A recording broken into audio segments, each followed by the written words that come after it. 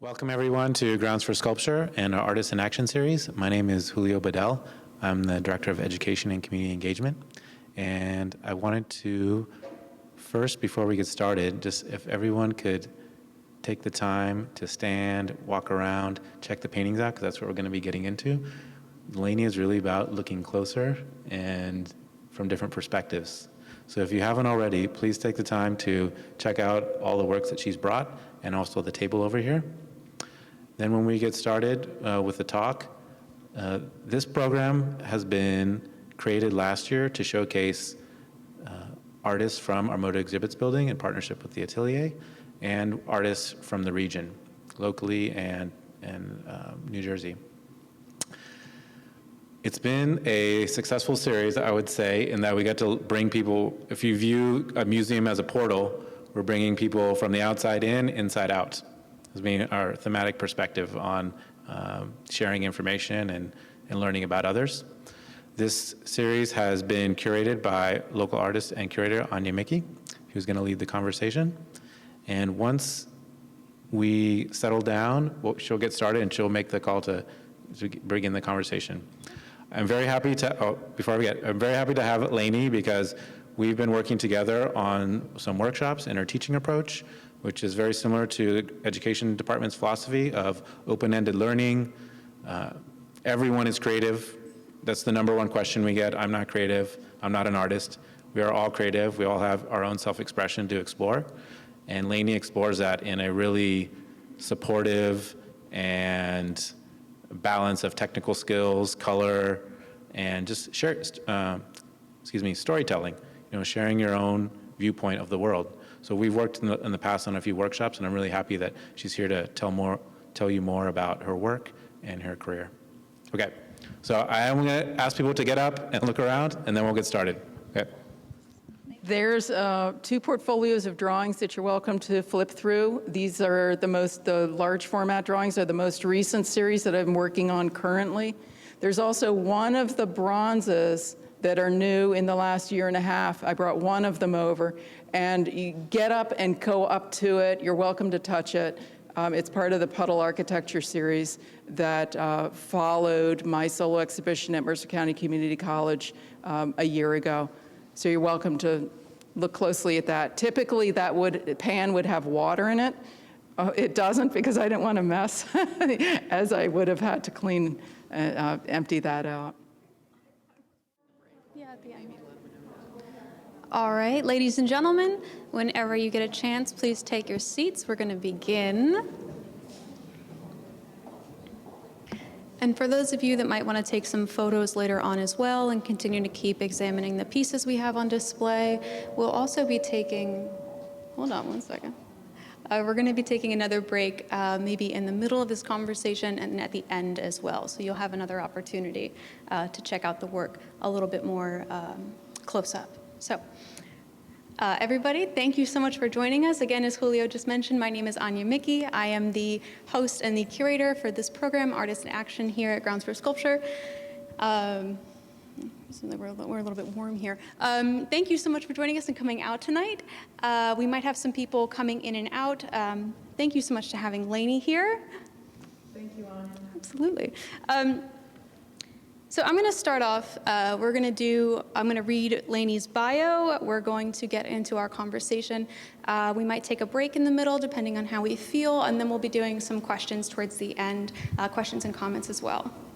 What I'd like to do, Anya, is actually invite everyone to ask questions in the middle, too. Sure. Because sometimes we, get inspired by something one of us has said, and that question might drive the conversation in ways that are interesting for everybody, including Anya and I. Yeah, sure. I encourage that. I think that's what this is all about, too.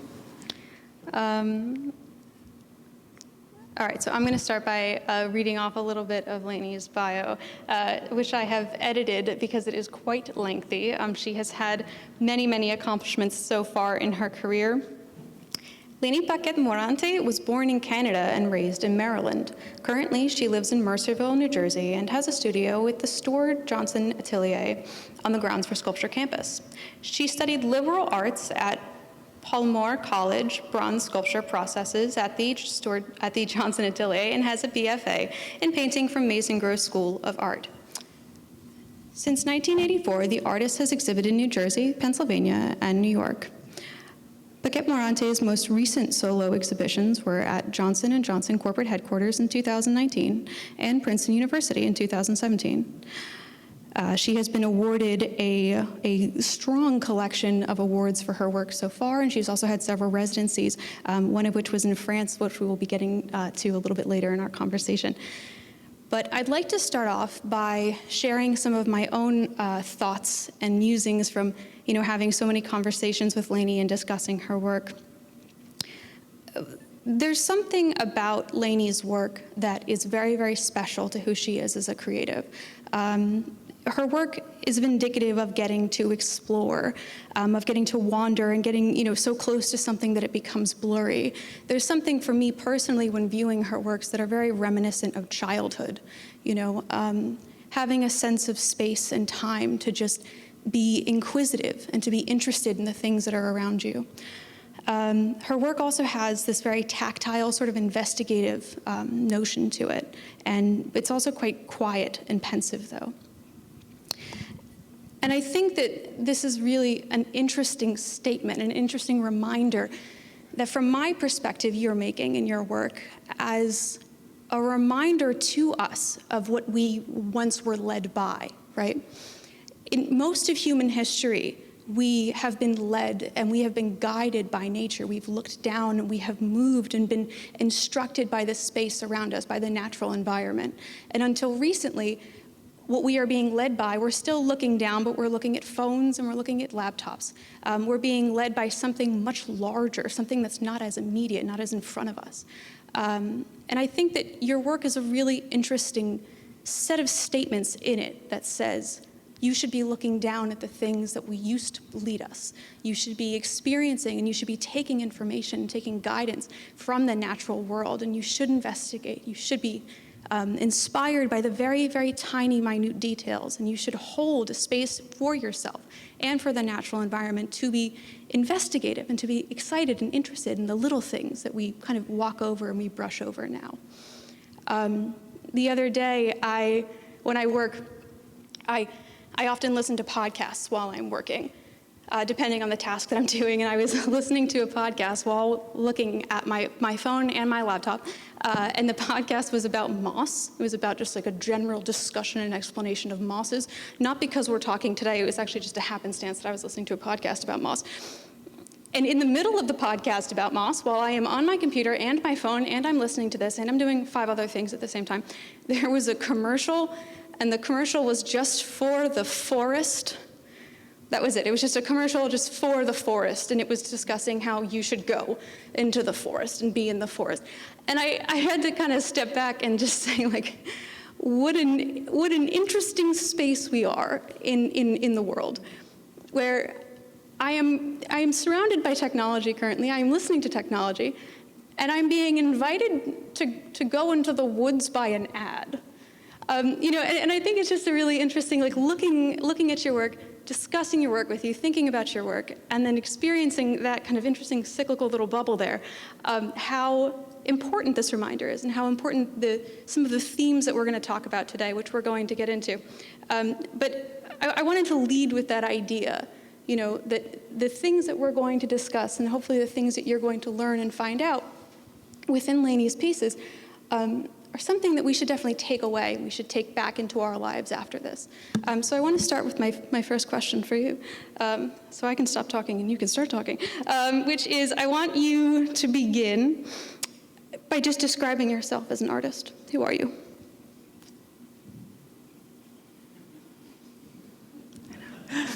I don't know. I do know. As an artist, I'd say that it's more important to me to explore and find new ways of doing things than it is to create 1,000 paintings that look very much alike. It's more important to me to question my approach and to be engaged with my materials and to explore those materials and follow accidents, and to allow the odd painting to sit in the corner for a bit and then think about it and think, what just happened with that? What does that have to teach me? And so I'm as led by all these conceptual notions that are very important to me as I am led by new approaches, just sort of in a formal sense. How am I going to make an image? How am I going to make it differently so that I'm still engaged in the process? How can I speak to these ideas in new ways? Because I'm not interested in making a portrait of a place, although I do go out and do plein air work. That's more to sort of ground myself in color and to get myself outside, because although my work is a lot about outdoor things, most of it happens in the studio. So I do plein air work. I brought one of them with me. I stood in 18 inches of snow last March by the side of the road near Costco, a little strip of road that most of you probably know as being nothing. And those are my favorite little strips of woods where nothing is happening. But I was drawn to it, and so I turned around and made a painting. So that's who I am as an artist. I'm more interested in being engaged with my studio practice and letting a painting, for instance, this big painting there, it was while I was doing that series of paintings that I started to see the icons within become three-dimensional, and allowing myself to say, okay, you've got to make something three-dimensional based on this kind of imagery, and that led to the bronzes, one of which I brought. So letting the work speak to me, that's what my work is about mostly, as a practice. Okay. You just touched on this a little bit, but you are a painter. I think we actually already got a question about that, like, so early on, even before we started. So you are a painter, but you also function in several different mediums. Can you just kind of touch on that a little bit quickly? Sure. When I returned to making artwork, which followed about just under 20 years of focusing on family. I was renovating homes with my husband, who's also an artist, Fred Morante. He's got work here in the grounds. I focused on raising my family and doing renovations, and that was the right thing for me to do. When I picked up brushes during a camping trip to New Hampshire, my kids were old enough to be doing the cooking and the cleaning. I said, I'm going to paint. And it was the first time in 30 years I'd done a landscape. And that was the beginning of what we're at now. That was 2012, and so for a couple of years I did 1 or 2 paintings a year, and then in 2017 I made a bunch of paintings, and people started to buy them, and my kids were getting older, and at one point I didn't ask my family or my employer permission. I just took 2 weeks to make paintings at a residency in Pennsylvania. And that was the beginning of where we are now, because I sold everything I made, and I decided to inquire about a studio space that I saw was open, and I decided to take that money, invest in my future as an artist, and I was fortunate to be given the green light for that studio space. And a year after that, I quit my full-time job. And I'm a full-time artist now. 3+ years, and very, very grateful for that. So the answer to the question is, I'm primarily a painter, but I do not describe myself as only a painter because I draw constantly. The sculpture is a really important dimension to the work I do. It describes some of these communities of forms and icons in ways that the painting start to think about, but that I can think about differently through sculpture. And also, they become objects that I can take into streams, into water environments, and I film them. And that's really, really cool, because they feel like they're being returned, but in fact, they never came from there. So that's a really interesting dynamic for me. You also touched a little bit on this, but your process for producing your work is really, really intensive. Can you walk us through how, if you can even just point out a specific piece, what the process of creating it was like from start to finish?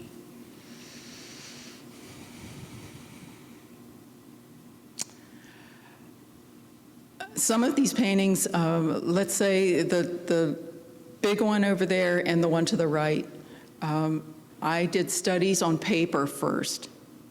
In fact, in this big portfolio, you'll see a large, an 18 by 24 that has some of those same forms in it.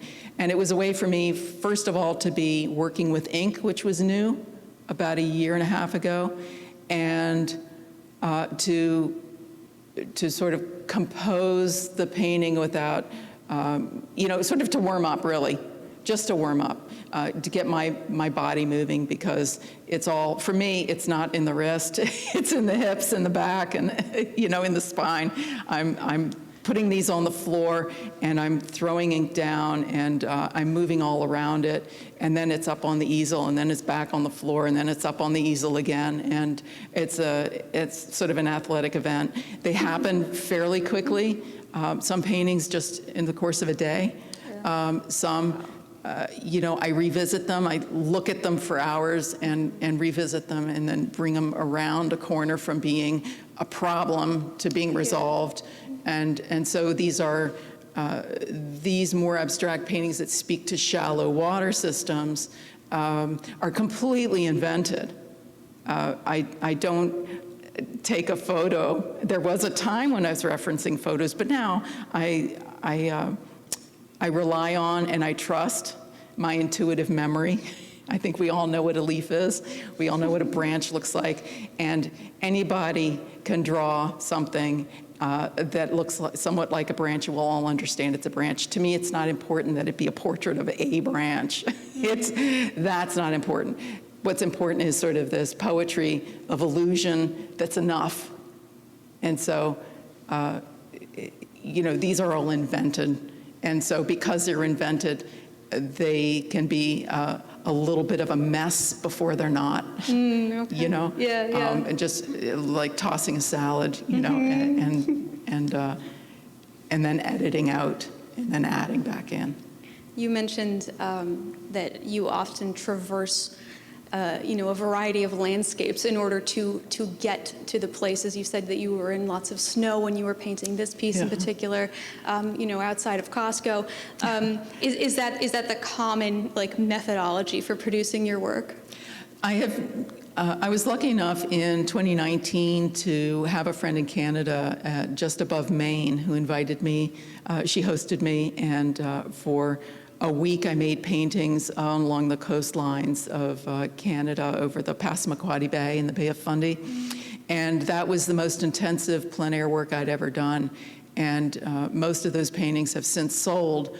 It was so great that first June that I went back that next August. I went again and made another series of paintings. In fact, in April, I'm going to Gloucester, Massachusetts to make paintings for a week. End of April. I'm very excited about that. So the physicality of going out into the world, I do that to do some of the small drawings, the little 6-by-inch drawings that I started when I injured my shoulder making sculpture. I couldn't move my shoulder. I couldn't lift a brush to a canvas for a little bit. So I right away went and got these small drawing tools. And that, in fact, became a really excellently timed accident because I found, I began to understand some of the icons and small systems in new ways. My brush, so to speak, became a pen, a micron pen, and my palette became even tighter because it was just a set of Faber-Castell markers.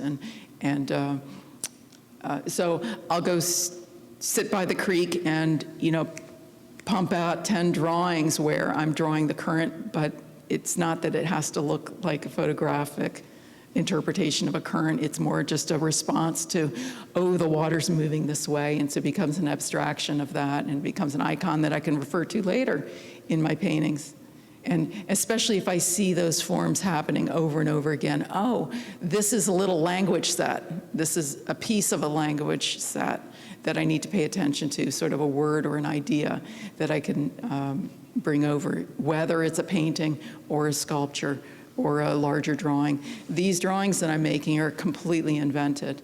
Again, just thinking about perspective, thinking about what can I do as a landscape artist that's going to turn some perceptions about what landscape art can be, turn it on its head. And so literally in one piece, there'll be a perspective of looking down and a perspective of looking across, sort of melded all together. So the feeling for me is that you feel like you're walking through space.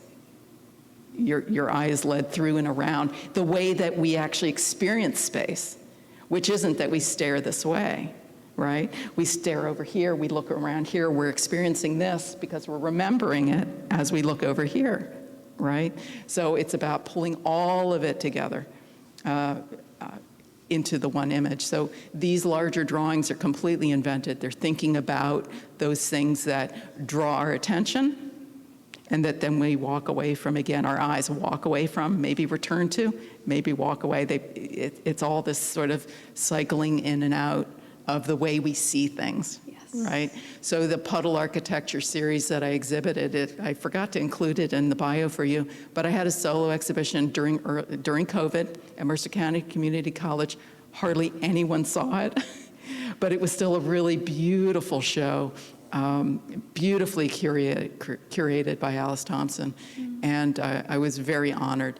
And what I was going to say about that was that the puddle architecture is a concept I came across. I didn't coin the phrase. I coined it for myself, and then I found that it's out in the world in other ways.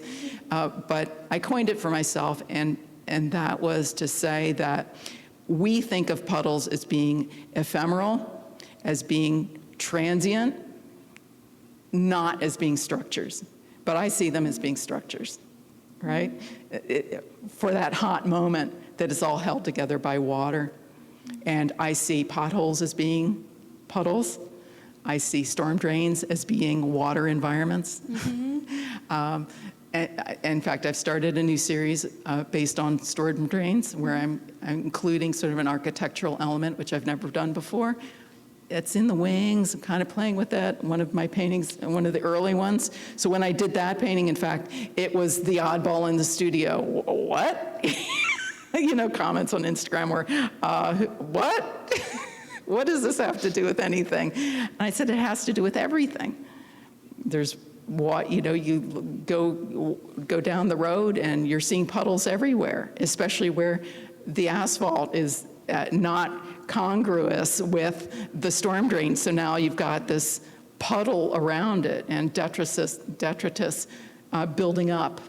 So it's the same thing as a puddle in the forest or a vernal pool that dries and then fills up again. Absolutely. So I see all of that as being the same thing. I don't see that painting as being any different from that painting. It's all about the same thing. That's one of the things that I wanted to ask you about, actually. It's really interesting looking at your work, especially the collection that we have up today. You can almost see this timeline of you becoming more and more abstract, right? You becoming more removed from the immediate, like you mentioned, the plein air piece right here. We can see some of the original ideas in this piece, which is so abstract, or this piece, this very large one who's sitting over here. Can you talk about the journey of how we went from such a recognizable image to this piece? Was it through the modem of the drawing? Was it through the experience of being in the actual places in which you draw from? Well, I'll tell you, I actually brought one piece that was from late 2019. It's this one that represents, I did a series where I had been looking at water in the landscape, where the water was an element, but it was by no means the star of the show. But I had started to look to think about why is it important to me to have water in these landscapes? Why am I doing landscape with water? I was just starting to think about that because I didn't want to be that landscape painter that was just doing pretty paintings of places that had water in it. You know, that's there's so many people who are so good at that, and it's just not interesting to me. So when I did this painting, I realized that what was interesting to me was the way the water was giving us an opportunity to think about the world that it was reflecting, and all the stuff that was in the water that was informing that reflection and disturbing that reflection. So I then did a bunch of work that was really just water surface, that was reflecting sky, reflecting shadow, talking about how that shadow across the water was changing the way we saw, so that a big tree shadow across the water will give you an opportunity to see what's below with a different intensity of color than where the sky was reflecting on it. And if you introduce something up and through that water, it gives you a whole nother thing. So actually, that led to work that is more like that.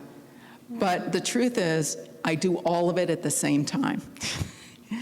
I pop outside and inside, outside and inside, outside and inside. Wow. So I keep doing plein air work because I like to do it. It connects me back to, to what's out there.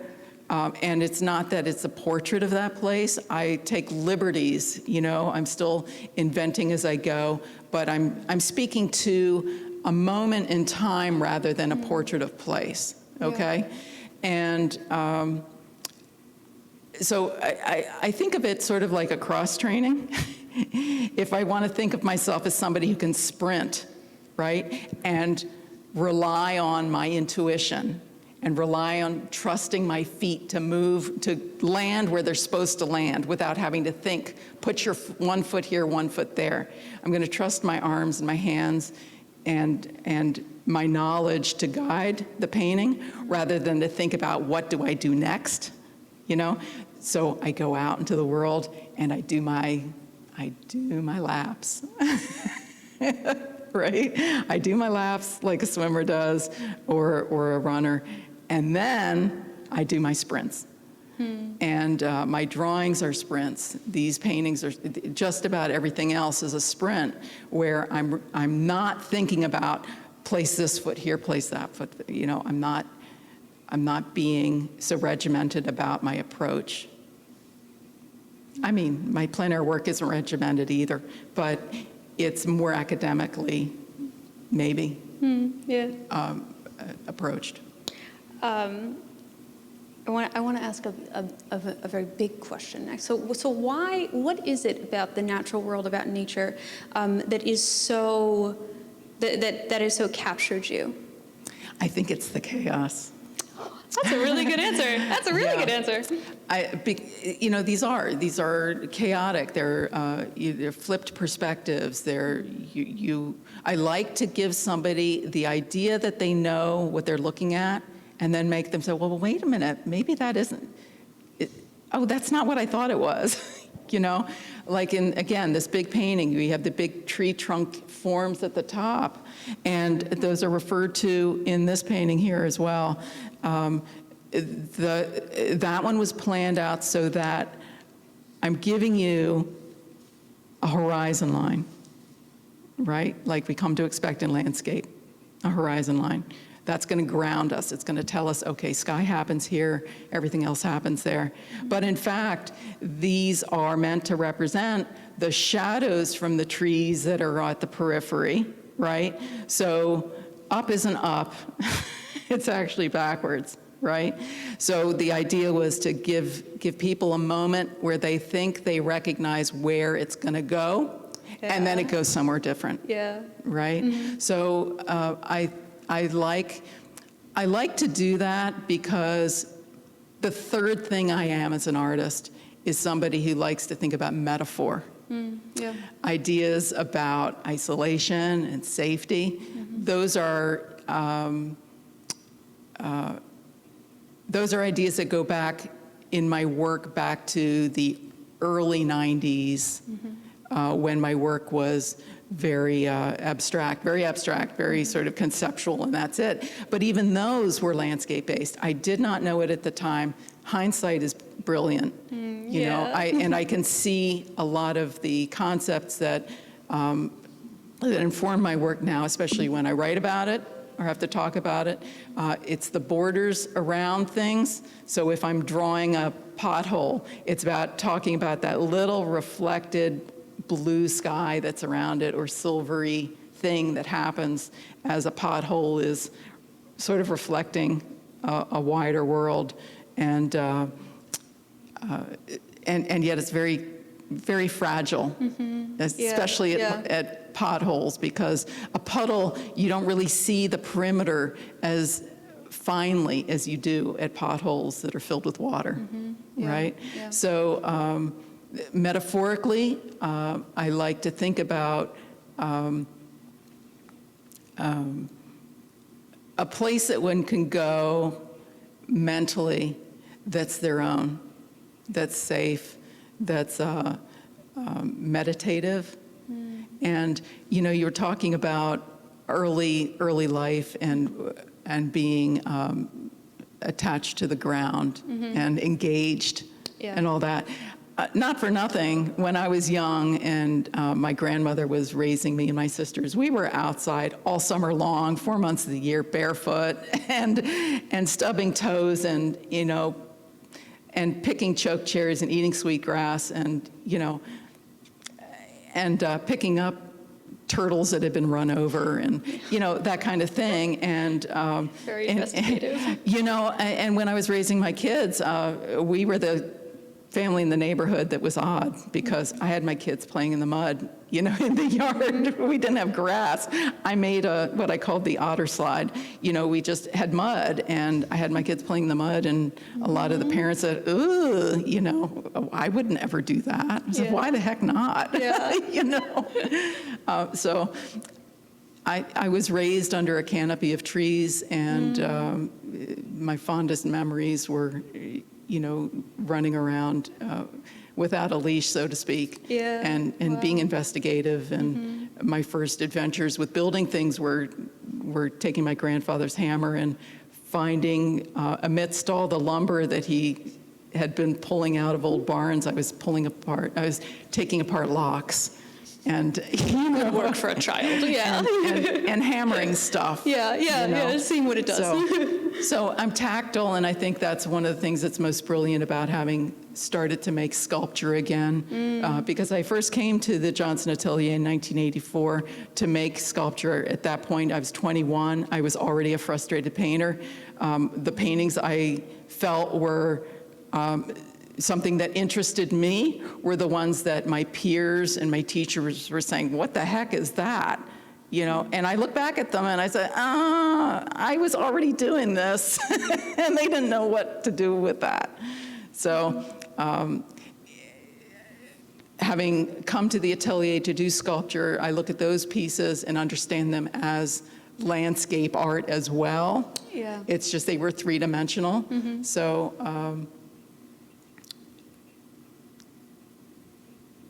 the question. I'm not sure I answered it. I think you did a better job of answering the question than anybody could have.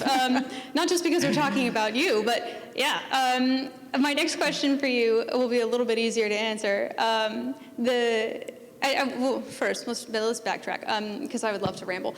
One of the things that I love about your work, I absolutely love about your work, is the way that you build perspective, the way that you're using tonality, the way that you're using shadow to sort of like describe to the viewer that there are multiple planes that they are seeing. there are multiple different facets and layers to what's happening within the worlds that you're making. And something that really interests me are the many techniques that you use from a technical perspective to create that feeling for your viewer. And I'm going to actually make this a difficult question, just kidding. So I would love for you to talk a little bit about the techniques, and then I'd also love for you to share with us the actual materials that you use, your brushes, and if we can get into some of that more nitty-gritty technical information about your work. Sure. So I work with acrylic. I like golden acrylics. I was watching a PBS special about, in fact, it was about the artist who just died in New York. She was like 98 or 102 years old or something, and she had made her first paintings or made her first sale of a painting in her 80s. Anyway, I was watching a documentary about her, and she was using golden paints. So when I went to buy paint, I said, I'm good enough for her. I'm going to buy golden paints, you know? And it was acrylic. I was trained in oils. So I know how to make up an oil painting, but I'm a very impatient person. So I liked that it could dry quickly and allow me to work up layers quickly. I liked its transparency. It inherently has a transparent quality, and a lot of people think that these are watercolors if they're just looking at, you know, an image on the internet or something. And so initially I was just using acrylic. Now I'm, at one point, I can't remember exactly why, I just got interested in maybe charging up my palette a bit, inserting a bit more vibrant color, but I didn't want to just go get vibrant color acrylic. So I landed on Liquitex Inks. And so those are generally used as a calligraphy ink, Okay. or for doing anime or something like that. But because I'm me, I just threw a bunch of ink into a Dixie cup and, you know, added a tiny bit of water and threw a big brush into it and started to play. And those were on paper. And then I realized I could mix them with acrylic paint. And that's when I started to do like the big painting. It's called Saplings in a Frozen Swale. Saplings in a Frozen Swale. So that one has, I was just telling this gal here, that has maybe 4 tablespoons of paint on it. Ink and paint combined. So I had this idea that I had seen a great big lawn somewhere around here where these little trees, they were nondescript little trees, and this little depression had filled in, and there was ice, and all the little bits of leaves and sticks and all that were informing the way the ice looked. You know, like little air pockets and rings and things like that. Again, it wasn't important to me to make a portrait of that, but I looked at it. I got out of the car having seen it. I backed up. I went and looked at it. I said, what is it? That's really interesting, but it's almost not there. You can almost not see it, you know? Like, if you look at it, you can't see it. It has to be peripheral to actually see it. So I came back to the studio, and I had to build up my courage to do this thing. At that point, the ink was new. The idea about these washes was new, and I just said, I think I need to do this ink where the canvas is giving the whole thing that ephemeral, almost not their quality, right? Yeah. Because there's the ink is so thin that the canvas comes through, the brightness of the canvas and all that. So I use the Liquitex ink alone. I've learned that I need to add some gel medium to that, like a liquidy, sort of the glue of the acrylic paint, right? Add that to it so that the ink just doesn't just blow away at some point, you know? In fact, I called Michael Madigan, a local artist who's really well known and very storied artist. I called him and I said, you got to give me some advice here because I think I don't know what I'm doing with this material. And he gave me some good advice. He said, okay, you got to do this, you got to do this, you got to do this. So that was great, and I was off and running. And then with the drawings, I've actually started using a little bit of ink in those, like a painted wash, but they're not fussy. It's just boom, boom, boom, boom, boom, get the idea down, you know? I don't want anything to be fussy. But in fact, in the drawings, what's interesting, Anya, is I found that what was happening with them was that it's something different than what happens in the paintings, was that my initial drawing is very loose. It's all this, right? It's very quick. Just turn off the decision-making mode and just do a drawing the way we all drew when we were 7 and 8 years old, Yeah. without a plan, right? We trusted on some level that what would happen would be at least close enough to what we intended, that it was fine, right? Yeah. Right? Yeah. That trust, which I think a lot of us lose. Yes. Oh, yes. Right, and like Julio was talking about these workshops we did together, I said, everyone here can draw, they just forgot they knew how, you know, some little voice back there. But what happened in these drawings is that I started with these big, wide sweeping motions, just sort of this dreamlike landscape form. There's no initial sketch, there's no penciling in. It's, you know, everything's intentional, nothing's a mistake. You find your way around it, right? And so going from that initial big, wide shoulder movement to this very intensive little cross-hatching thing, I thought that was fascinating because it kind of reflected the way I investigate, or the way everybody investigates, which is you take in the big thing and then you focus in on something. And sometimes we never actually let go of that one little thing that drew us, right? And sometimes we do. We go back and we find something else. So these became a way of actually not only exploring the world that way, but exploring the drawing that way. And that was kind of an interesting thing. Yeah. So that's sort of taking back to an earlier question. That's letting the material and the approach inform me, Yeah. Yeah. right? Letting go. And thinking about it afterwards is when the work starts. Yes. Like, yeah. what did I just do there? What does that mean? What can I learn from it? Where can it go? Yeah. That's my work as an artist. Wow. Yeah. Yeah. You and I are big proponents. I want to ask you about places some more. You and I are very big proponents of the Abbott Marshland, which is a wonderful thing to share in common. Yes, not a lot of people know about this wonderful place, but we've been apparently keeping it secret from you. So, do you have any favorite places to paint? And then I also have a question that you made me think of from earlier. You mentioned that you're going to go to Massachusetts, correct? So when you choose where you're going to go, is it because of a specified terrain? Is it because of something that interests you geographically? How do you select where you paint? Well, I'll take the first part of that first. I know I keep giving her like which is, six-pronged question. what's my favorite place to paint? Well, I go to the Abbott Marshlands a lot because it's, 10 minutes from here, and there's a lot to see, and because it's a tidal basin, and because there's a lot of detritus, leaves and branches and a big open sky. And sometimes I don't know what to do in the studio, so I know I have to show up and do something, and I'll go there.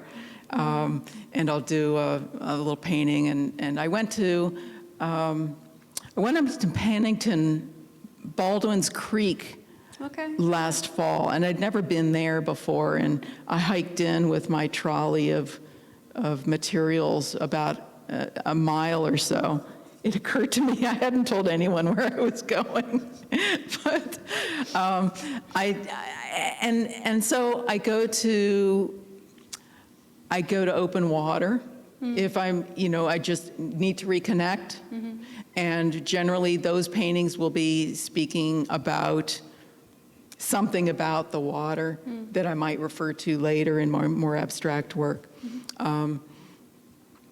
The site that I chose at Baldwin's Creek happened to have been right after the flooding, And so back of my mind was, oh, these waterways will have some evidence of that flooding that might be interesting.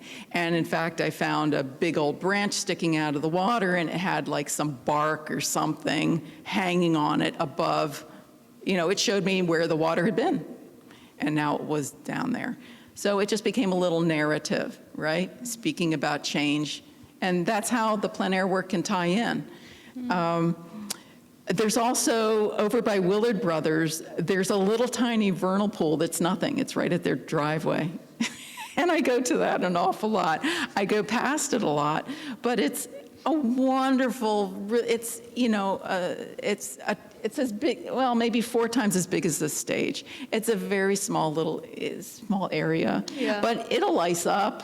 And it'll cast shadows. I mean, the trees will cast shadows on it. And not too far from there, the road crosses the Assunpunk Creek. And that's the beginning of the Bear Swamp area. A lot of my paintings will refer, and my drawings will refer to the Bear Swamp. Listen, we're here in central New Jersey. We're surrounded by water, and a lot of standing water. And that's got to come into play somehow. Yeah. Because I'm not from New Jersey. I landed here, but I've been here since 1984. So all this water it's seeped in, pardon the pun, it's seeped in and informed the way I see the world, because I see the world that way, you know, a lot of water. Yeah. So when I take myself like to Massachusetts, it's really just to shake myself up a bit, go for the proverbial walk, see something different, and not for nothing, I'm self-employed artist, and I need to make paintings that people will buy. And last fall, I showed up to a show in North Jersey, and it was a whole new audience, and I sold a ton of plein air paintings. And I said, well, heck, I think there's my bread and butter, you know? So I have sold some of my more abstract works, but, you know, I have to make a living as well. Yeah. Which Absolutely. is a segue for you for a Yes. question you told me you wanted to ask. Well, yeah, I was about to say, we can pop into that. You did a really great interview for Church and Dwight with Patrick D. This is a friend of both of ours, and I don't know how to pronounce his last name. Menardier. So Denardier. So we're going to say that's how you pronounce your last name. Patrick, if you're watching, I'm sorry. You can speak to me about that later on. Where you made this really, really interesting statement. You said, my painting and my art career are 2 different things. And I think that there's so much in that statement for artists overall, but also participants within the art market and people who are interested in art. Can you elaborate on that point a little bit? Well, I'll start out by saying I'm making it up. I don't know. I don't know how to do this. I'm faking it. And, you know, so far enough people have liked what I do that I'm still making a living at it. It's a meager living, but it's a living. Yeah. And not for nothing, my husband has supported me through the roughest part of it. Well, the way I see it is there's an administrative side that must be attended to, and it uses a different part of the brain. Yes. It's just a different muscle, but it needs to be attended to. And fortunately, I have a skill set that allows me to mentally to attend to it regularly. So I'm my own accountant. You know, I have an LLC. I pay, you know, sales and use tax, and I'm really good at it. I do it well, and the diligence to find opportunities to sell, to recognize the communities that will have people with money in their pockets to spend on real art. Because I'm not selling my paintings for $200, you know? They're $2,000 and $6,000. And so I'm showing up, I'm learning where those communities are, and I pack up my easy up, and, you know, I get into these juried shows, and not having a gallery representing me, I have to represent myself, and so I work really hard to do that. It takes 2/3, if not more, of my time, of my total business time. You know, my business being a self-employed artist, it takes a good 2/3 of my time to attend to that part of it, which is huge, which is why, I would say to a gallery, I'd say, please take the commission and do this. You do this part of it. Yeah. I'll make more paintings. But until that happens, I do it. And so that's why I separate the making art from, when you think about career, you're talking about how do you make money, how do you promote your skill set, Yeah. right? Yeah. And I approach my studio work and my art making work that same way. Whether it's the right thing to do or not, I don't know. Like I say, I'm making it up. It's the only way I know. And I grew up seeing my mother put her paintings on the iron railings at Johns Hopkins University, doing outdoor shows. And her sister was an artist. I grew up, from the time I was really little, seeing them make artistic things and sell artistic things. So for better or worse, I have no problem selling my work, emotionally. People say, are you sorry to see it go? I said, I'm really glad they love it. Yeah. I'm really glad to not worry about my paycheck this month, So I have found a way that works for me. Yeah, I think to think about that. It's interesting too because you mentioned that like the administrative side of things. There are very few opportunities where someone will find you. In ways, where like you're not going to get like a Basquiat type of situation very often now, where you get to just sit in your little room and work and work and work, and someone's going to pluck you up out of that space and is going to make you millions of dollars because of your work. You have to be an influencer, you have to be an accountant, you have to be a lawyer. There is so much work that goes into this, and I know you've mentioned Instagram a lot and the opinions that you get from Instagram, but even just posting onto different social media sites can change everything for an artist. And I love that statement of that it is two different parts of the job. Your working hours are a lot of it is spent not just getting to create, but pushing yourself forward, and like you just said, putting yourself into spaces where you will gain notoriety, you will gain new influences, you will gain people who will want to collect you, because it is wonderful to have the experience of creation as an artist, but at the end of the day, you have to get rid of everything every so often so you can make room for new stuff. And that's a physical need, but it also is a need so that you can survive and eat and continue to move on with your life. But I love, you and I have had previous conversations too about just the sense of necessity and drive, that you need to be a person who not only works for themselves, but works for themselves in an industry where what you do is not necessarily required. You don't own a plumbing business. There isn't a thing that people will need every day when they wake up. And I really commend you for that, because your sense of organization, which is rare working with artists, but also your work ethic is really something I wish everybody would start doing soon. I would love to ask you another question about the practice of being an artist. Many people struggle with branching into different terrains and mediums, but you've blended your work into these various new elements really seamlessly. And in our previous conversations, you mentioned that 3 flags are better than 1. Right. Can you talk about that idea and how you've kind of just transitioned so easily into different mediums? Well, like I said earlier, for me, it's the medium is secondary to the idea. Mm-hmm. So it's like that taking the walk, right? Yeah. To Gloucester, Massachusetts, to make different kinds of paintings. Sometimes just putting down the brush for a while to do drawings is just what I need to do. You don't want to eat the same meal every day. Yeah. You don't want it to be Macaroni Tuesday. Mm. You know what I mean? So I go to different materials just to keep it interesting, keep myself moving differently, thinking about forms differently, describing things. For me, it's about that innovation within my practice. I'm more interested in that than anything else. In fact, I just recently got a juror's comment. I had 3 jurors' comments to something I had applied to, and One said it's good but not consistent. Another one said, I really like seeing the progress over time, how you went from one thing into another and that progression. They really like that. And another one said, again, about inconsistency. Yeah. Right? And I said,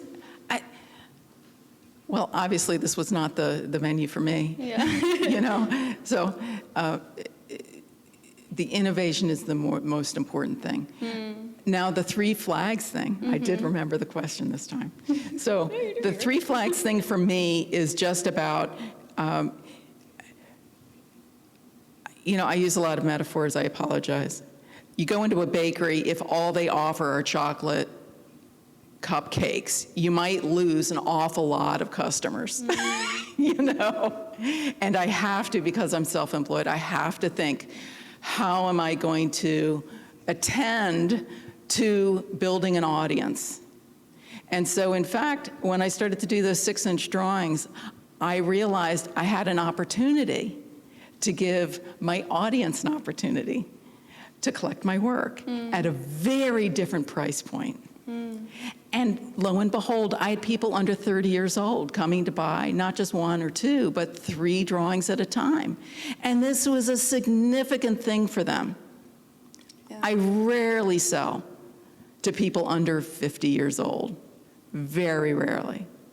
I don't know why. I don't know marketing. I don't know those kinds of things, what that means.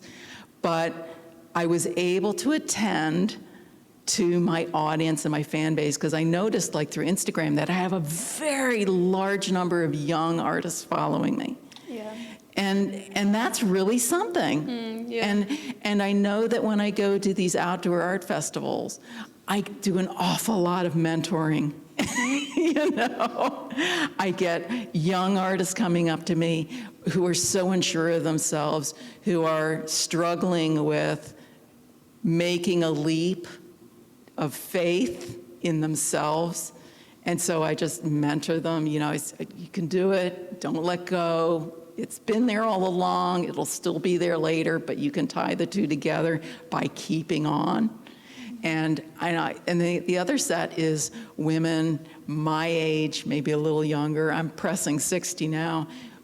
But these women who, like me 5, 6 years ago, when I started to say to myself, I need to get back to that part of me, you know, that was an artist. And so these are women who are at that moment in their lives. Yeah. And they're unsure. Maybe they don't have the support I had. Maybe they don't have the space I had. You know? And so there's a lot of mentoring I do in those cases where I'm reminding people that they have opportunity, even on the kitchen table at 6 by 6 inches. Right? There's an opportunity to make work. I redefined the way I worked when I had my first daughter. Yeah. I went from doing a certain kind of work down to 8-inch square tile paintings. I sold most of those. So there's a way to figure it out. Yeah. You know, so those 3 flags, it's about, you know, making paintings, making that I can sell fairly easily, making paintings that that confuse me and push me forward, paintings and sculpture that's going to be very difficult to get anybody to buy. But that totally sends me to the moon, you know? And so those 3 flags encourage me and also become keys into different venues, different opportunities. I've had some interested in the sculpture where they said, we're not interested in your paintings at all, you know? Yeah. Not at all. We don't need another painter. But tell me about those sculptures. You know, so the fortunate thing is that I'm interested in all of it. I'm not pretending to be interested just to make a dime. You know, I need all of it. And so selling some plein air paintings allowed me to do the bronze. You know. Yeah. That's the three flags. I love that. I also love the mention of diversifying like what is available within your portfolio so that you can widen your collection of collectors to being people who are of like more of indicative of your total follower base. I think that that's phenomenal because there are a lot of artists who have young people who are really, really interested in their work, but they don't do prints. You know, they don't have another way for someone to support them other than just showing up and coming out. I absolutely love that point. You mentioned the bronze pieces. Can you talk a little bit about the bronze pieces, the process of making them, and generally just share a little bit about them? Sure. So there I was doing the big paintings and realizing that I was seeing them three-dimensionally, and it's just something that happened in my brain that I could see these. And then coincidentally, the Johnson Atelier started to do these scratch mold workshops. And I thought, oh boy, that's perfect. You know, it's a small investment to try something out. Let me see if I'm, you know, if this is a road that's gonna work the way I think it might, and at a small scale. So right off the bat, I took their formula and said, can you alter that a little bit for me? Instead of just a square, can you make it a rectangle? And because I know them and because they're lovely, they said sure. And so they made some shapes differently than what their offering was. And then typically their scratch mold workshop, which I encourage you all to do. It's really fun. It doesn't cost a lot of money, and you walk away with an object in aluminum. And maybe the Grounds for Sculpture does one where you do the scratch bowl workshop, and that's bronze. Anyway, most of that is where you would take the resin bonded sand, which is softer than a soft brick, but hard to the touch. And you can actually scratch it and make a mark with a fingernail. You'll lose your fingernail, but it's got that sort of friability.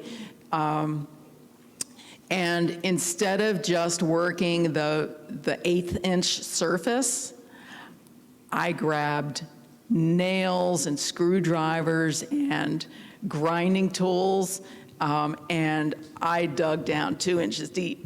And I went down and I went sideways, and I started to work in a way blindly, and I had to flip my brain around and imagine what this tunneling was going to do and tunnel the forms that I wanted them to be. And lo and behold, and then I thought, wait a minute, I think these are going to be good, and I didn't want them to be aluminum, so I got in touch with a foundry in Philadelphia, and I took my molds to them instead of to the atelier. They cast the bronzes, and I said, bingo, love this. And so I invested a lot of money in my own work to have them make the foundry in Philly made much bigger resin bonded sand forms. And I did some very, I had to think about what I wanted to do. I did some very preliminary sketches. And then, like I say with the drawings, and you just start and you don't second guess yourself. You just barrel in and let some intuition and some basic knowledge guide you. And so they're completely improvised, completely. So, other than a general, in a way, those were approached the way I do the drawing, which is to have a general big idea and then get careful. So some of the bridges on Instagram, I see some people nodding. I don't know if you know my Instagram feed. I've videotaped those molds before I cast the bronze. I came in really close and investigated them like they were puddles, right? To see the tiny bridges of sand that I left so that there would be air passages for water to go from one area through to another. So these became interpretations of puddles where stuff would be floating above a water level and some would be hidden underneath. And in fact, after doing my first one or two of those, I forgot how to paint. True story. I got very confused about painting for a while. And it was Larry Steele who talked to me about that and said, oh, well, that's why. And then I had a young guy came by my studio, and he's a medical student, and he explained the neurology about what had just happened to me, the brain neurology, about working backwards and upside down. You know, working in the negative the way I was. And I had never done that before. He said, I created brand new thinking, new ways to think, brand new for me, that because they were brand new and because I had to work so hard to do it, everything else had to be forgotten for a hot minute. Yeah. It's all good now. I can do both at the same time. But that was a very strange thing, and I actually, having been through that, it informed the way, again, take the process, let it teach you something, move forward with it, not from it. Yeah, yeah. Right. So that's how the bronzes are created, and I then, for just a minute there, I had a gallery interested in showing them, and they've put it on a back burner because some of my presentation concepts are a little complicated. But one of them has 24 karat gold on it, all over it, and Autenright helped me with that part. Yeah. But I had a dream. I knew I wanted them all to be treated differently because they are speaking not only to structure and seeing and perspective and all that, but again, the metaphor. Yeah. And I wanted to elevate the concept of something mundane and transitory and as a metaphor for, and I'm not making this up, I know it's very politically correct to say your work has some significance to, you know, feminist thought or something like that, but really giving them each a different patina where one is this living finish that will change every time I pour water in that. More copper will come up, more ferric will develop, and it'll change every time I show it, and I want that to happen.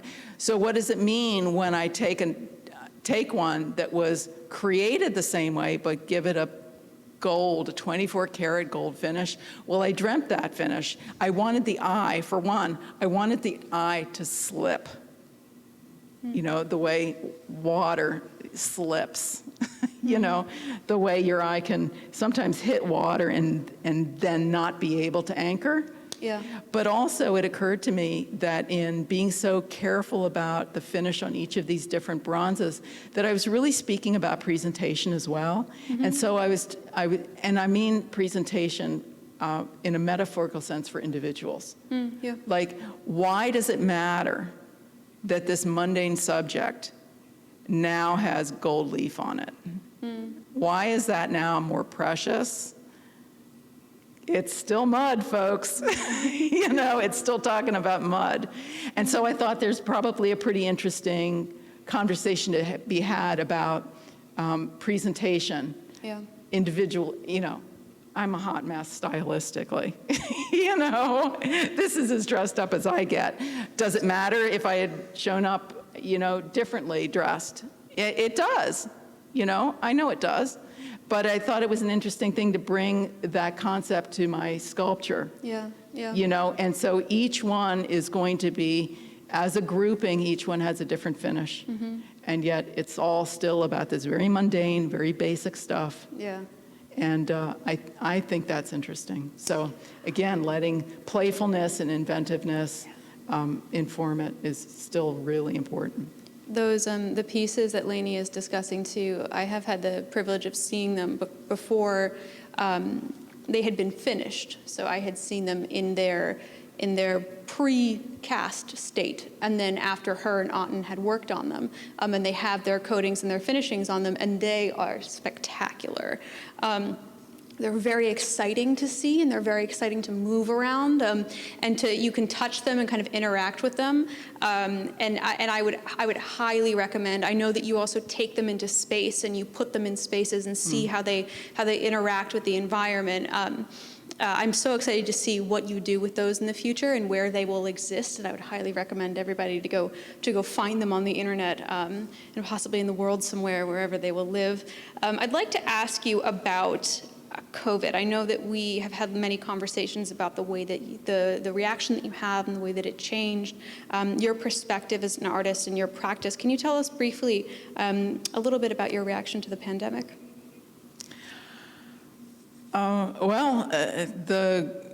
The happy coincidence was that I had already started to look down pre-pandemic to look at water at my feet. And so when the pandemic happened, I was already self-employed. I was already looking down, and I was in the studio every day. And so through 2020, not much changed for me. I was just working. You know, I had just about all of my adult children at home, and we all went through that same experience, you know, of being home instead of being out in the world. But I live, you know, 6-minute drive from my home to my studio, and although the studio building was, their policy was that they did not encourage us to come to the studio, but they didn't disallow it either. And so there were only 2 of us who showed up every day. And so it was very quiet for a long time, and I got a lot of work done. Yeah. A lot of work. I made 65 paintings in 2020. Wow. And Wow. it just worked really hard, you know. Wow. And then 2021 was actually a weirder year for me than 2020. And I think the more people I talk to, the more I'm hearing that's the case for everyone, because the rules were vague. You know, we can go out, we can't go out, I don't know, you know. It's like having reined in. You know, it's kind of like when seatbelt law went into effect. Those of us who are old enough to remember, like for me, it was no problem. Okay. And I used the seatbelt from then on, you know, every single time. Having been given the option to use it or not, you know, fear sets in, right? So in 2021, I think I experienced more fear than in 2020. And so, although we were allowed out in the world more, I didn't go out in the world more. And that's when I did my sculpture, though, and I hurt my shoulder, so that informed how I worked. But also in 2021, a few venues started to open up, and so cautiously, I went out into the world, you know. I said, well, a lot of other people are being brave, you know, people in the medical industries and, you know, special services and social services, everyone's being brave and, you know, they're doing what they need to do. I need to do that too, so. Yeah, wow. You know, I don't know if anyone has picked up on this yet, but the majority of your work discusses water systems. We've been talking about water quite a good deal throughout this entire evening, and I'm interested to hear, why are closed, safe water systems such a deep focus within your work and within your practice? Well, I think that goes to the metaphor that, like I say, goes back to my work in the early 90s. I was at Mason Gross School of the Arts. The very great Judy Brodsky was my thesis professor, and she's a very well-known feminist academic and artist. And a lot of my work at the time was speaking through code to issues of safety and privacy and things like that, and closed systems, right? Yeah. So perimeters around water was something that showed up in my work in a very abstract way. In the early 90s, I was also making ceramic sculpture, and the drawings that I did after that was speaking to those ceramic sculptures, which also held water, by the way. So it's like I was curating a puddle. Wow.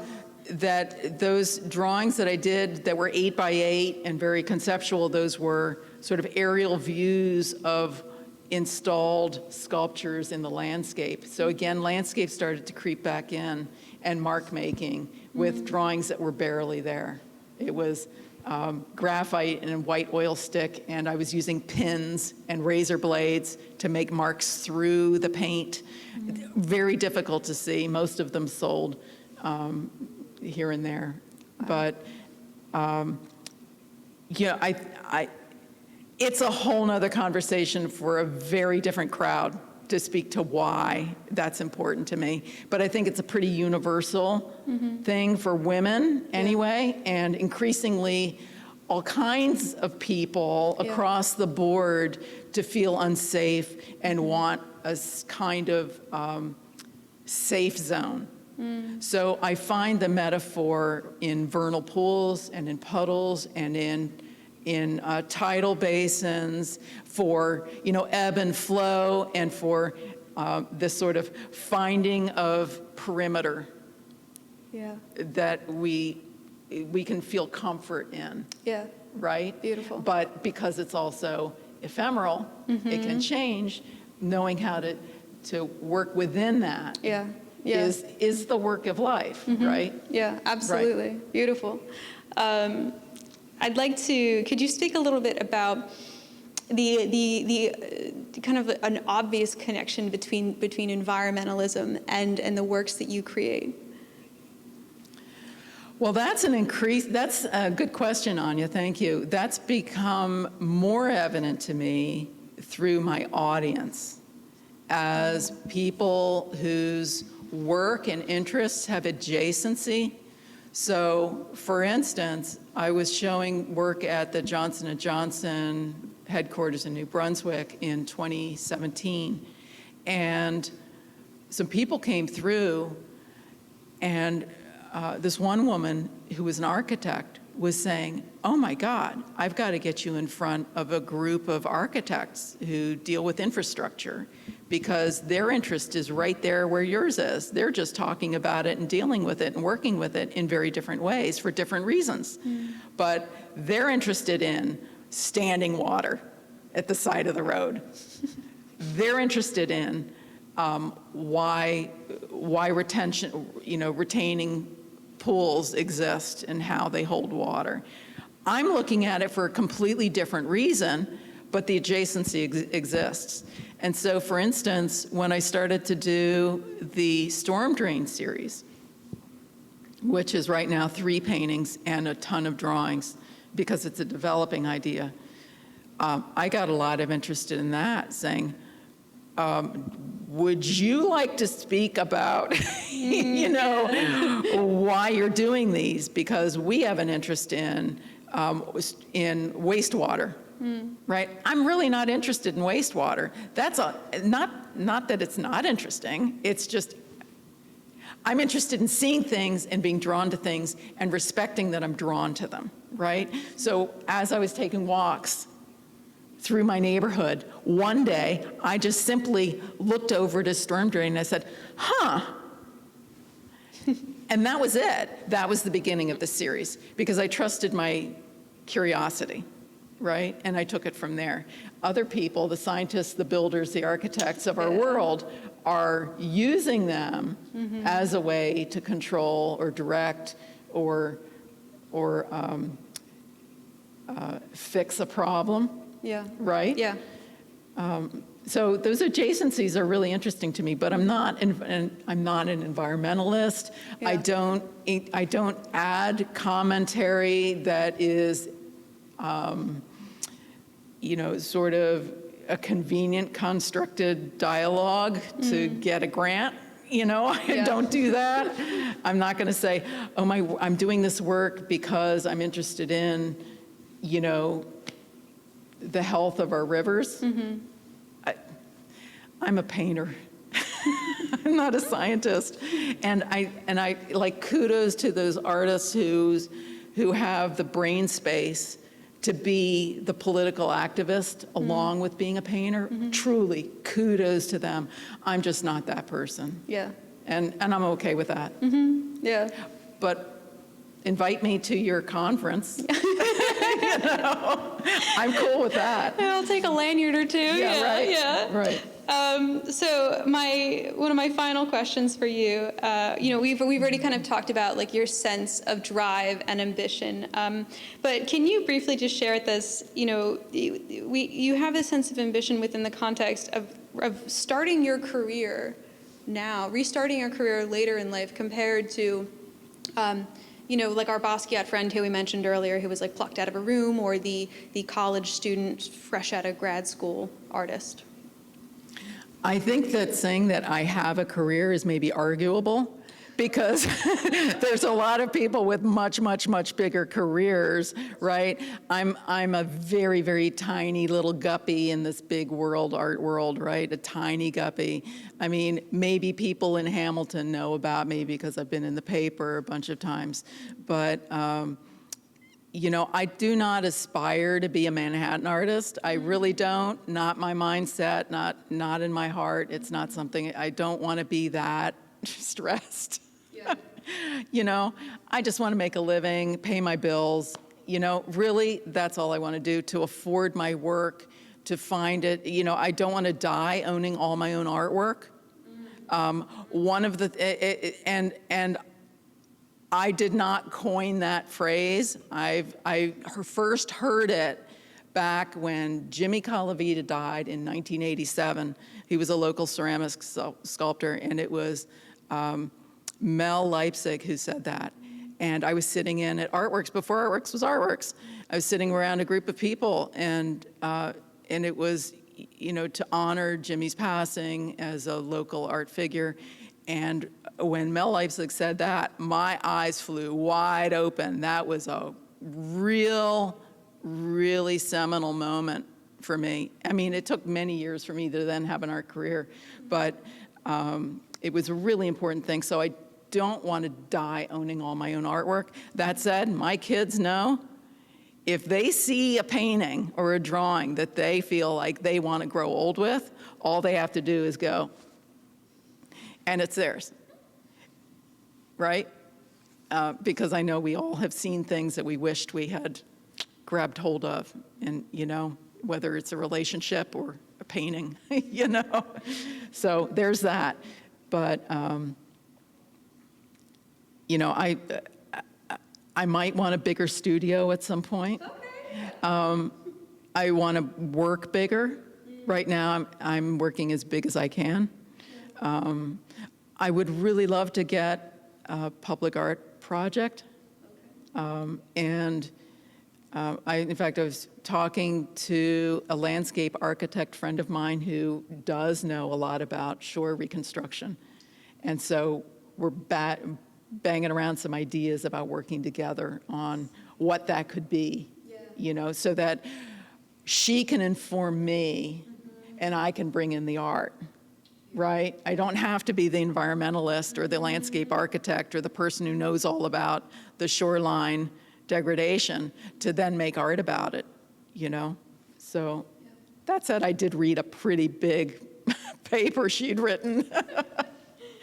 I love to get informed. The focus that you have, though, on keeping your hat on and allowing other people with different hats to have their hats. Yeah. Thank you. I love that. I actually learned that during my work for 10 years at an architectural metalworks company. And so I was working with architects on, it was a metalworks studio, and I was an administrative assistant.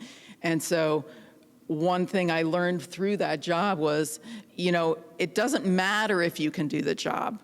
What matters is that the job get done 100% well, and that you do what you're best at, and let somebody else do what they're best at, and you bring that together, instead of spending too much time muddling through on the wrong thing, right? So, I'm my own accountant, but I do have a lawyer. That's probably good advice to have. Right. Well, Léni, so what is next for you? Where can we find you next? Oh, so this year's going to be pretty busy. I'm sure. Already. I'm going to be, in late April, I'll be in Massachusetts, as I'd seen, giving myself my own little residency. I'm getting rejected by so many residencies and grants that it's wonderful. It means I'm doing my job. I'm applying. Yeah, that's exactly right. Right? Yep. And all those people who had never seen my work now have seen my work. So there you go. I'm doing a bunch of outdoor art festivals to get my work sold. I'm going to West Hampton for sure in May. A week later, I'll be, I can't remember now where. I have to write it down or I don't remember. So, and then I'm getting ready for a solo exhibition at the Axelrod Performing Arts Center in Deal, just north of Asbury Park. That's a show that got canceled during COVID. So back on the boards for this summer. It's a 3-month show. It's a beautiful space, absolutely beautiful space. So I'm glad to be doing that. When they first tagged me to be in a group show, I said, absolutely, and then I invited them to my studio, and while they were there, they said, we're rethinking this, we're gonna give you a solo. So that went well, and I encourage young artists to be bold, you know? Don't just say yes and, right? Yeah, what else? So the work that they saw when they offered me that show is a different beast than what I'm doing now. Wow. And they are aware of it, and they're letting it still go. So I'm really excited about that. And when is that happening? That's end of June through end of September, Okay. or through early September. Great, okay. And then in September, early September, I'm doing a second solo show at Glenico National Park in Maryland. I did one last September, and although I grew up there, nobody there knows me. And but I know the person running that space. It's basically you rent the space. It's a big, beautiful gallery at the national park, and then, you know, people come. I sold a lot of paintings that September, Yeah. and so that was really good. And it increased my audience, right? Yeah. And some people who'd been following me on Instagram in Virginia and Maryland, they showed up, and that was wonderful. Wow. Yeah, Yeah. it was really great. Other artists primarily. And then I'm doing a bunch of other outdoor shows in the fall. And, This is a long, you know, packed calendar. yeah, I mean, I have to paint in between, so, Yeah, you have to find some time yeah, in between the emailing and, right. march out into the woods. Right. Well, Léni, where can we find you? Social media, website, what is the info? It's at Léni Makes Paintings. Ask me how long it took me to come up with that. My daughter was setting it up for me, and it took me 2 seconds to come up with a handle.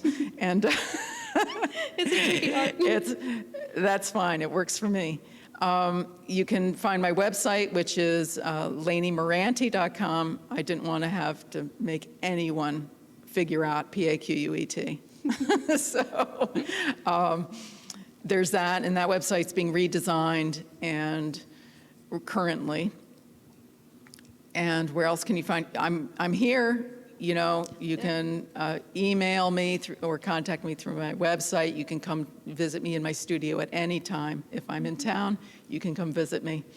And I'm always happy to do that. And in between all of that, I'm often, putting 4 or 5 paintings in my van, taking them to a home somewhere, and they're picking up a painting or 2. Yeah. So all of that is part of it. Well, Léni, thank you so much. This has been wonderful. Well, thank you. Yeah. Are there questions? Yeah, I would love questions. to have some questions. Yes. All the way in the back. How are you doing, Mrs. Léni? I love your art, so beautiful. And thank you, Braz, for giving us the opportunity to be connected to amazing artists like Mrs. Léni. So my question is how you are getting inspired to start processing a piece of art? Like, is it an idea or like something you see, then like something is touching your feeling, or how you start processing the piece of art? I'll ask you, how do you start dancing? Learning? You just do. Just do it. You just do. You probably don't even need to hear some music to start dancing.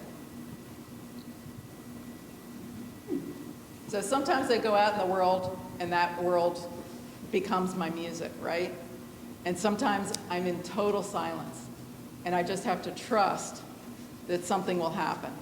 And it usually does. Thank you. Is that Shay back there? Yeah.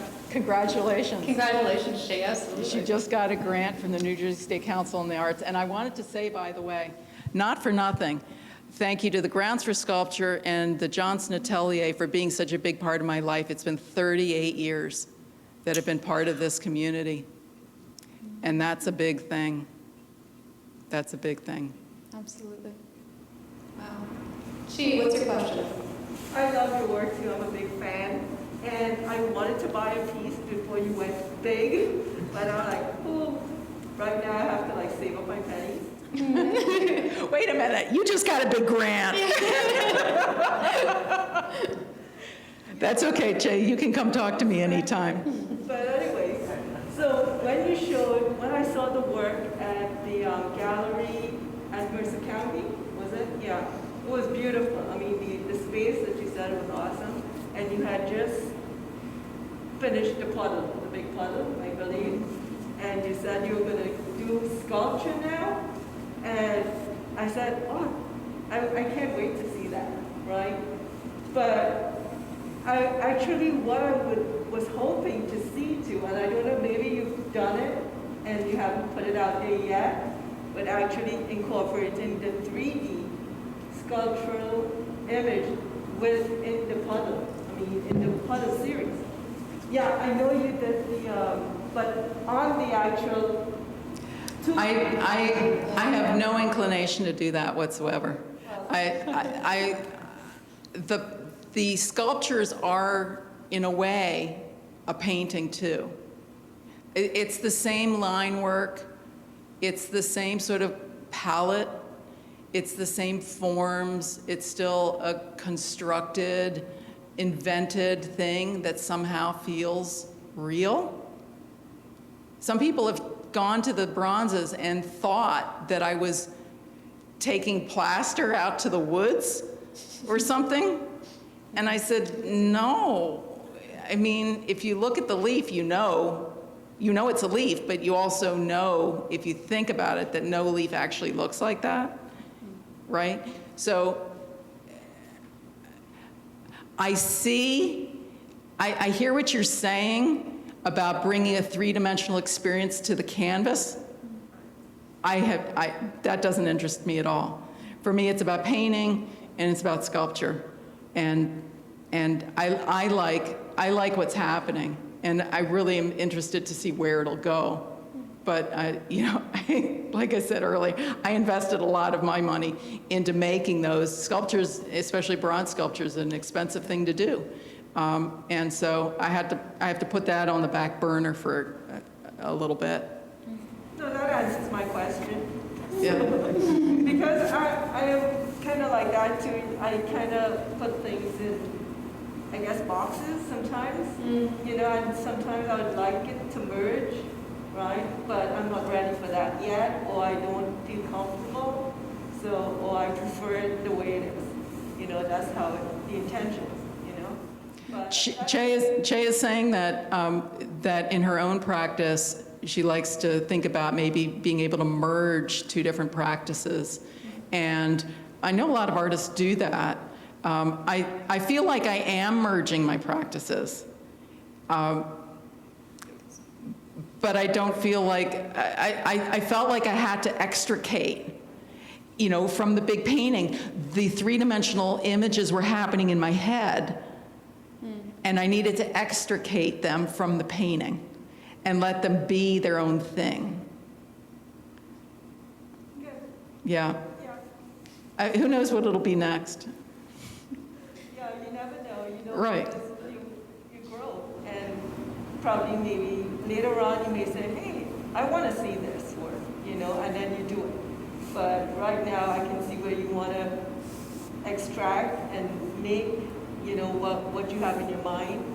You bring it out and you make it tactile before actually going to combining processes and stuff, see before, actually, before the next step or the next phase.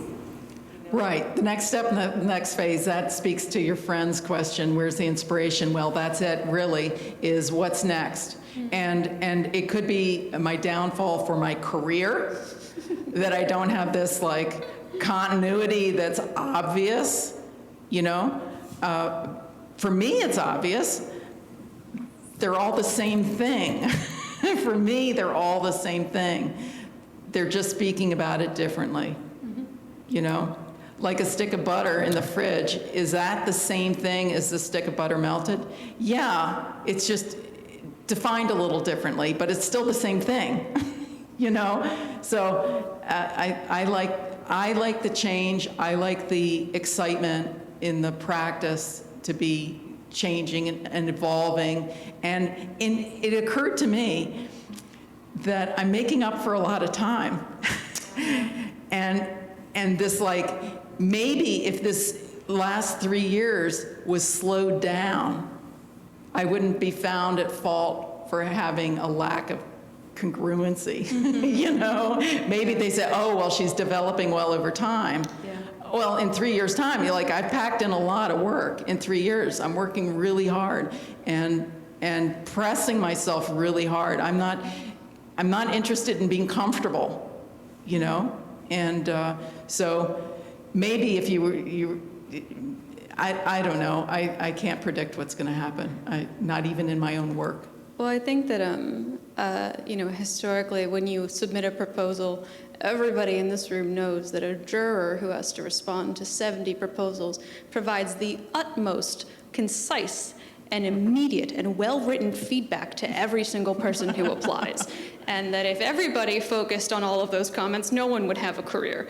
So, I mean, I've had in my experience providing feedback for proposals, it's an awful, grueling process, but it's a beautiful opportunity to see how objective art really is, how the opinion immediately persuades exactly what someone is going to say, how good something is, and much like with the feedback that you received, such varying, this is good, this is bad, you know, so I wouldn't let juror comments dissuade anyone in the future from ever trying to do anything.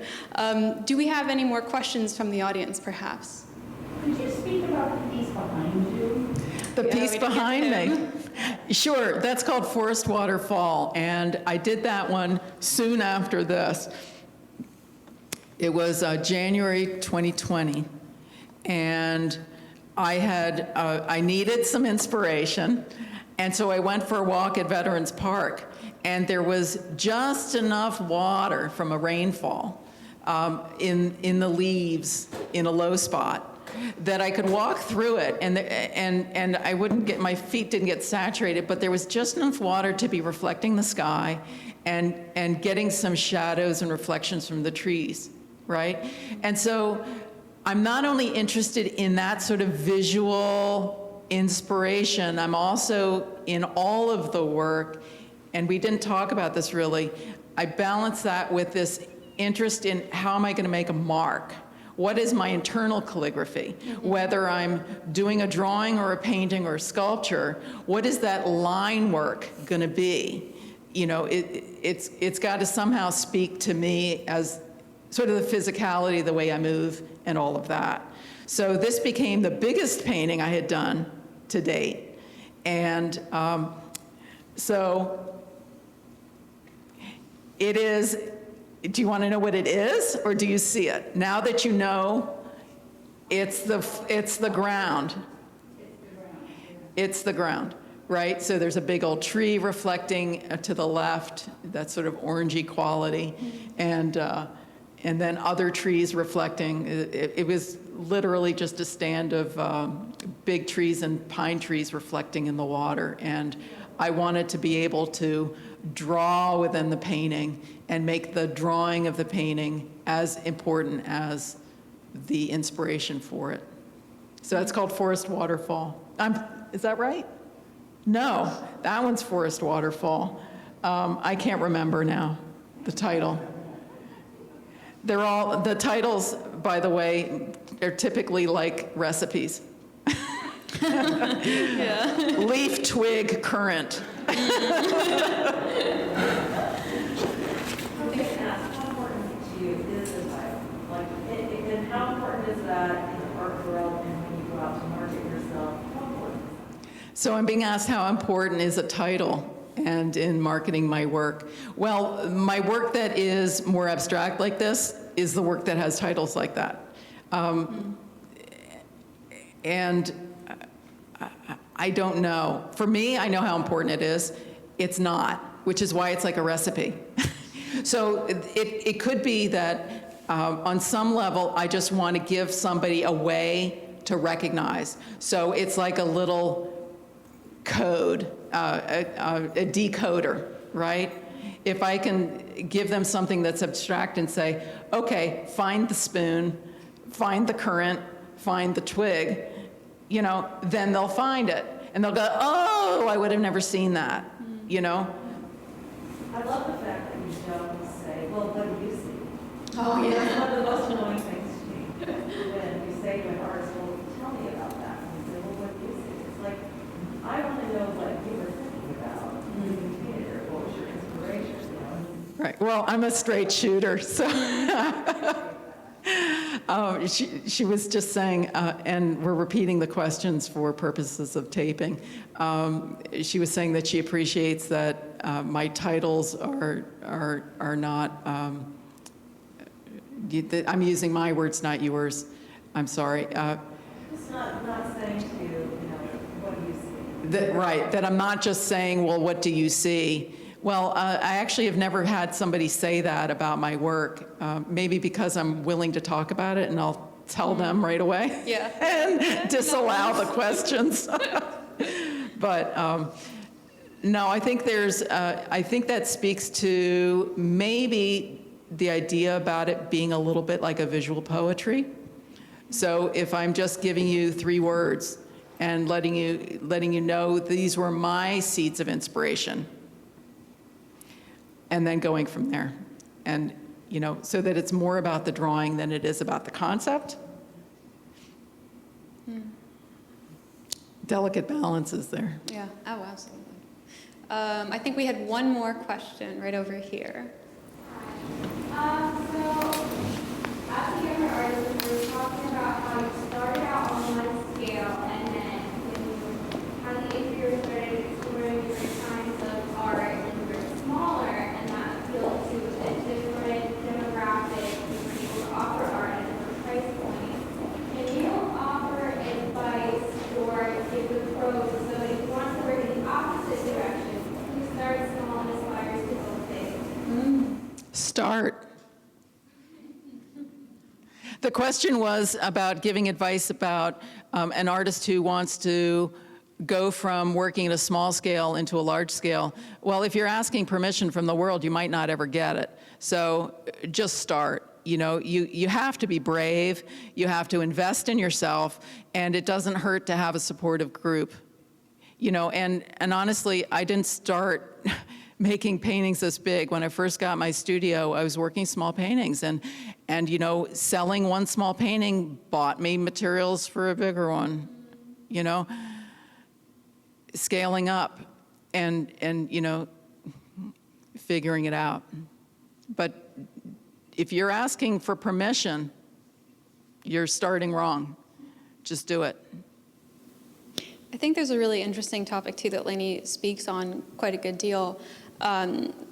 Looking at things from a business perspective, you talk a lot about reinvesting in yourself when you sell your work to invest in a new part of your work, a new thing, something that you haven't done yet, taking a chance, which I think is a really, really valuable idea for artists to wrap their head around. When you get a painting, when you sell something, you get that red dot, take 50% of that and put it into a bucket for the next thing, which is a phenomenal concept that I don't think a lot of artists, we need the money, so we spend the money and what we need the money for right away. But having that discipline to take that and put it into something that's going to take you farther is so important. It's just a wonderful thing. I would think, Anya, in my experience anyway, most of the artists that I know and have, you know, like I say, 38 years, we were all kids I mean, I was a kid when I first came here. So we've all grown up together, you know, artists in the audience, my husband and Yuri and Cliff. We've invested our whole lives into our art. You know, we've put more money into our art than we'll probably ever get back. I've got more money wrapped up in inventory than I've earned, Yeah, yeah. right? But it's not worth anything until it's sold, you know. How much is that worth? Well, it's worth what I can get for it. Yeah. You know, I put a price tag on it, and I'm pretty firm. And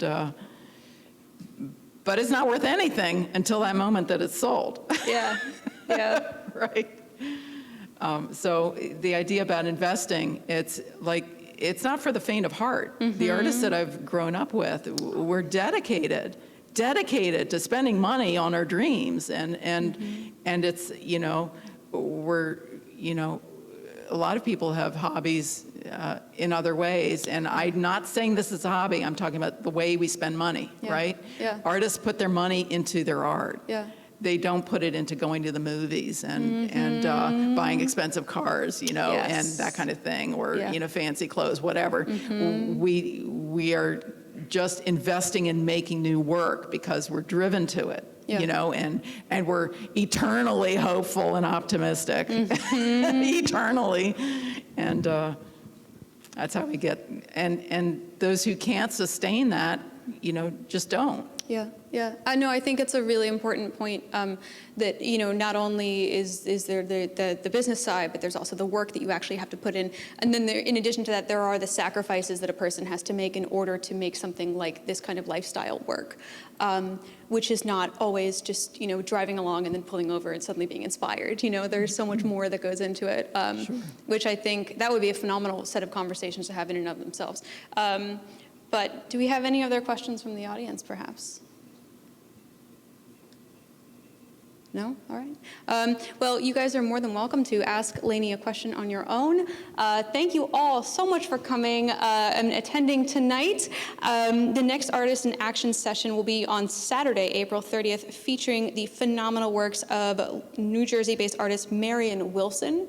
I would love to thank Julio Enrique Barrel. He is the wonderful go-through person at Grounds for Sculpture, and he is so helpful in making this all happen. Bill Nobes of House of Robot, who has been recording this for us and is spectacular to work with. The Seward Johnson Atelier as well, and obviously Grounds for Sculpture, and Léni. Of course. Thank you, Anya. This has been really a pleasure to work towards this, and consummate professional that you are in pulling it all together and attending to ideas and the back and forth as we've developed our conversation. Yeah. This doesn't happen spontaneously on the stage, although we've gotten to know each other well enough that we were able to let intuition guide us to a good extent, and I'm really pleased about that. Thank you. Well, thank you. And thank you guys so much.